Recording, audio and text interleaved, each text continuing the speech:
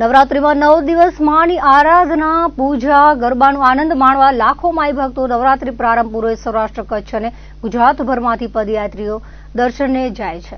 તેમની સુવિધા અને સેવા માટે અસંખ્ય સેવા કેમ્પોનું આયોજન કરવામાં આવે છે.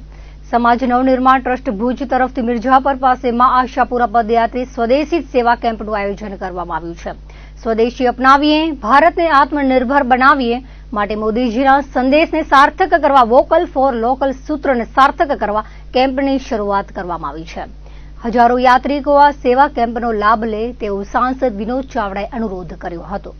સમાજ નવનિર્માણ ટ્રસ્ટ દ્વારા આયોજિત આ માં આશાપુરા પદયાત્રી સ્વદેશી કેમ્પમાં સૌપ્રથમ તો માતાના મઢ માં આશાપુરાના દર્શનાર્થે જઈ રહેલા શ્રદ્ધાળુઓને જય માતાજી.